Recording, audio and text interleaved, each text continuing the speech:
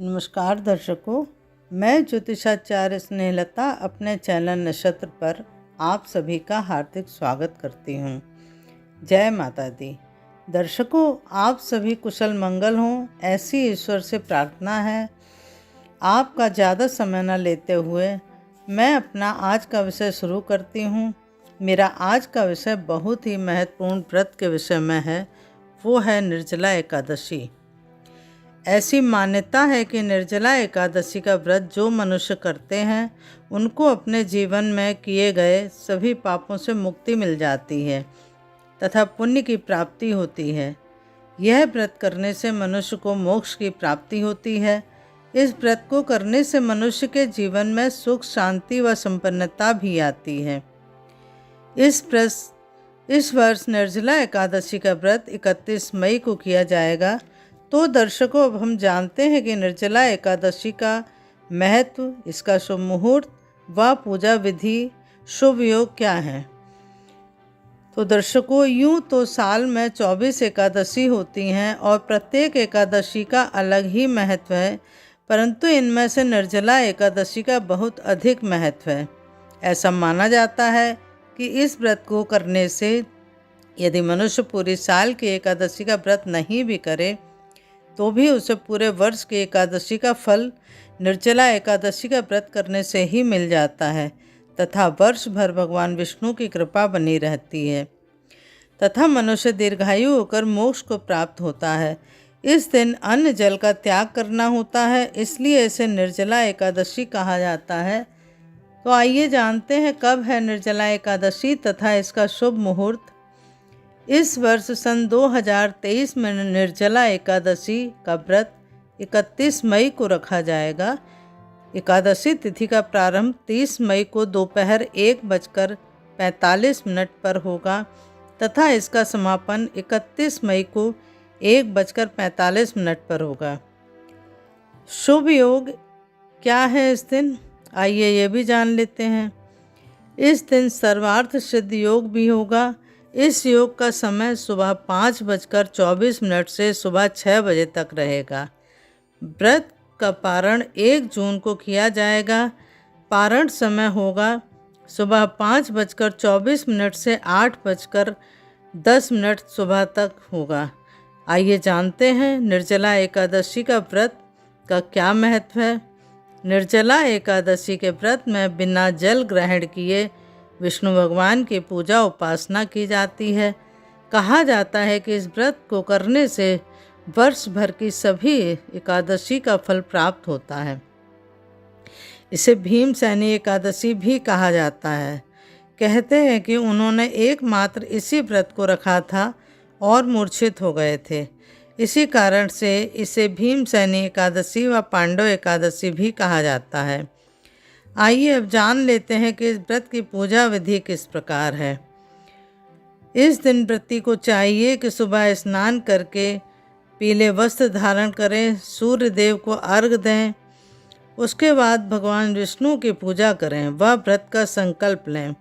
इस दिन भगवान विष्णु को पीले फूल, पंचामृत तथा तुलसी दल अर्पित करें। विष्णु भगवान के साथ लक्ष्मी जी की भी पूजा करनी चाहिए तथा ओम नमो भगवते वासुदेवाय का जाप करते रहें। लक्ष्मी जी के मंत्रों का भी जाप करना चाहिए। विष्णु भगवान की पूजा में तुलसी पत्र अवश्य चढ़ाने चाहिए, परंतु इस दिन तुलसी को तोड़ना नहीं चाहिए। तुलसी एक दिन पूर्व ही तोड़कर रख लेनी चाहिए। उसके पश्चात कथा पढ़ें या सुनें, तत्पश्चात आरती कर प्रसाद बाँटें। उसके पश्चात अगले दिन सूर्योदय तक एक बूंद भी पानी ग्रहण ना करें। अगले दिन द्वादशी तिथि को स्नान करने के पश्चात ही अन्न जल ग्रहण करें। तो दर्शकों, ये हुई पूजा विधि। अब हम ये जानते हैं कि निर्जला एकादशी के दिन हम कौन से उपायों को करके अपने जीवन को सुखमय और सहज बना सकते हैं। पहला उपाय है, इस दिन ज़रूरतमंद लोगों को दान करने से मनोवांछित फल की प्राप्ति होती है और सभी पापों का नाश होता है। दूसरा उपाय है, इस दिन जल से भरा घड़ा, शरबत, गर्मी के फल जैसे तरबूज, खरबूजे आदि भी दान करने चाहिए।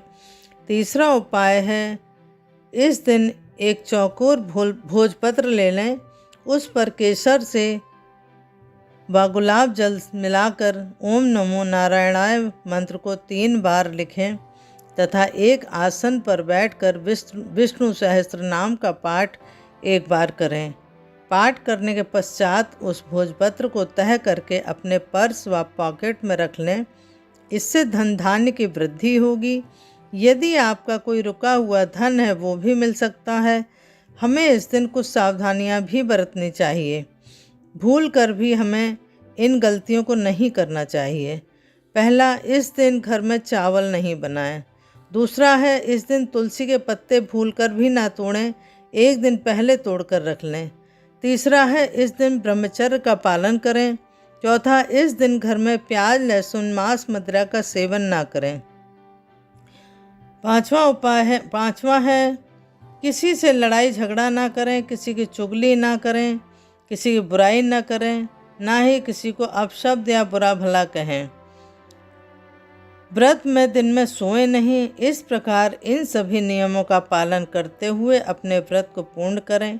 एकादशी की पूजा में कथा अवश्य पढ़नी चाहिए। निर्जला एकादशी की कथा इस प्रकार है। एक बार भीमसेन व्यास जी से कहने लगे कि हे पिता, भाई युधिष्ठिर, माता कुंती, द्रौपदी, अर्जुन, नकुल और सहदेव आदि सभी एकादशी का व्रत करने के लिए कहते हैं, लेकिन महाराज मैं भगवान की भक्ति पूजा आदि कर सकता हूँ, दान भी कर सकता हूँ, लेकिन भोजन के बिना नहीं रह सकता। इस पर व्यास जी बोले, हे भीमसेन, यदि तुम नरक को बुरा और स्वर्ग को अच्छा समझते हो तो प्रत्येक मास की दोनों एकादशियों को अन्न मत खाया करो। इस पर भीम बोले, हे पितामह, मैं तो पहले ही कह चुका हूँ कि मैं भूख सहन नहीं कर सकता।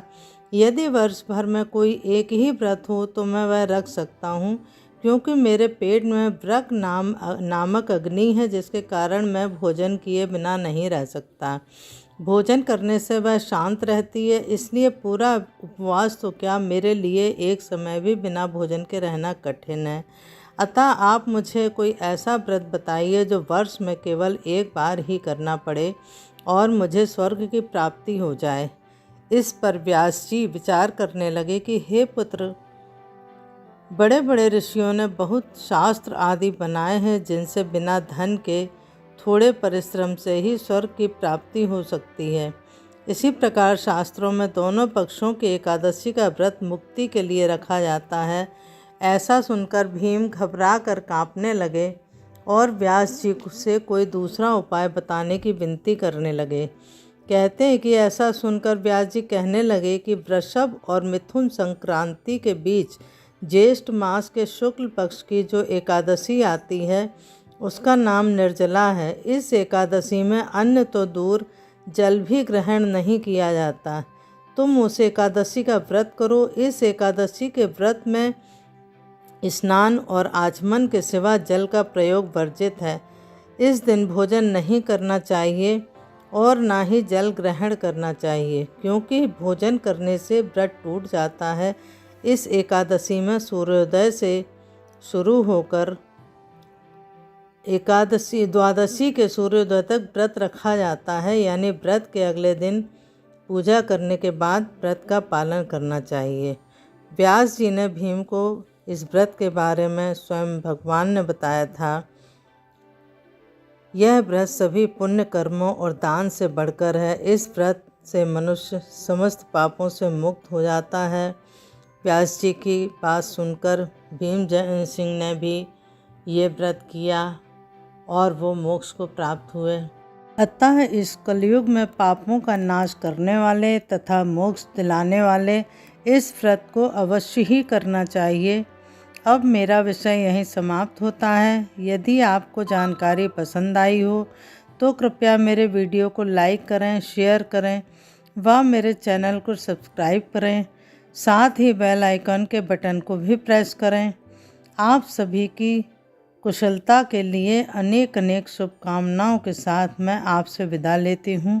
जय माता दी। धन्यवाद। अगर आप लोगों के कोई सवाल हो या समस्या हो या आप किसी विषय में जानकारी प्राप्त करना चाहते हैं तो कृपया कमेंट बॉक्स में लिखकर मुझे बताएं। मेरी पूरी कोशिश रहेगी कि मैं जल्द से जल्द आपके सवालों का जवाब दूं। और यदि आप कुंडली दिखाना चाहते हैं या बनवाना चाहते हैं तो आप मुझे फ़ोन करके मुझे अपनी समस्या बता सकते हैं, कुंडली दिखा सकते हैं या बनवा सकते हैं। वो सशुल्क होगी। मेरे फ़ोन नंबर आपको व्हाट्सएप पे मिल जाएंगे।